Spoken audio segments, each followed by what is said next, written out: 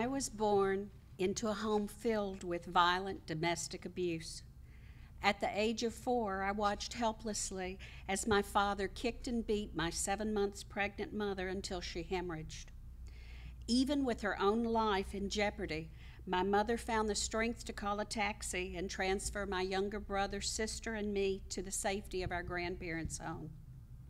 When the ambulance arrived and they were taking her out on a stretcher, she saw us huddled in the corner, me with my arms wrapped protectively around my brother and sister. She asked the attendants to stop and called us over to her.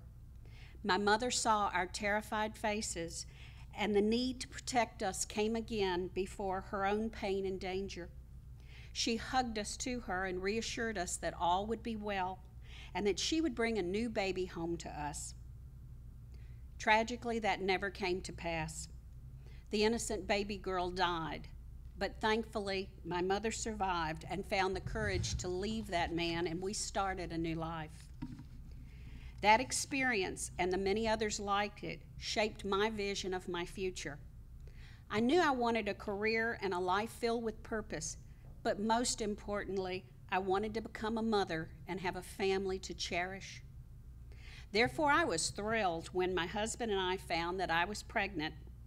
Like any first-time expectant mother, I was filled with self-doubt and questions. Would I be smart enough, patient enough, and strong enough to provide this baby with all the love and care that every child deserves? Well, I found the answer to those questions sooner than I had expected.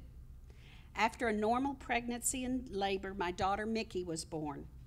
As the doctor placed her in my arms, I thanked God for the miracle that she was. She was perfect. She was beautiful. She was suddenly turning blue and not breathing. The doctor grabbed her away from me and swatted her on the bottom. No response. He held her upside down and ran his fingers in her mouth to clear away any meconium that might be blocking her airway. Chilling silence filled the room. Still no response from my baby. But by God, there was a response from me. The uncertain, self-doubting girl was gone as oxytocin and adrenaline flooded every cell of my body. I rose off the table, a snarling she-bear protecting her cub.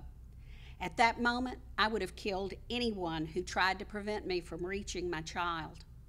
But also, at that exact moment, Mickey let out a small, guttural wah and began to breathe. The doctor wisely brought her immediately back to me. Perhaps he had witnessed the maternal defense response, as it is called, before. Whatever. He knew the best thing to do was to offer the baby to the mother and get out of the way. I snatched her back and placed her at my breast.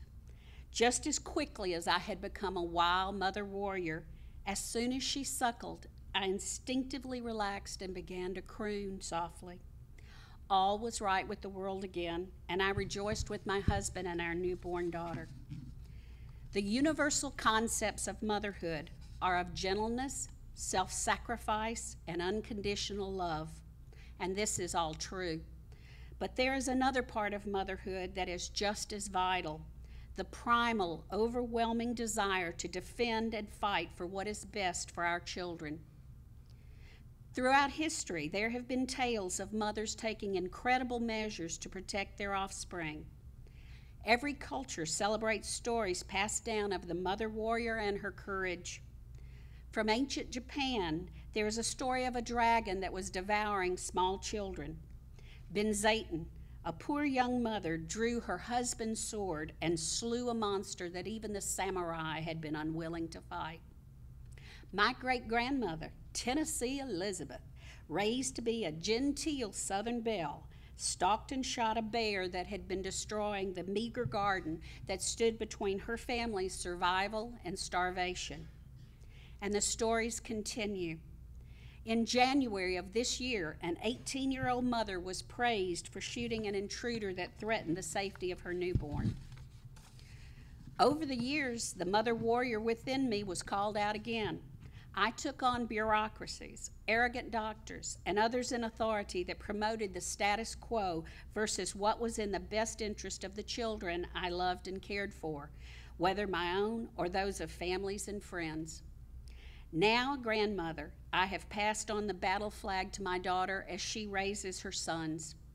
I hope I am now a wisdom keeper and stand as the second line of defense for those who cannot stand for themselves. Agatha Christie wrote, "A mother's love for her child is like nothing else in the world. It knows no law, it knows no pity. It dares all things and crushes down remorselessly all that stands in its path." I sing the song of the mother warrior.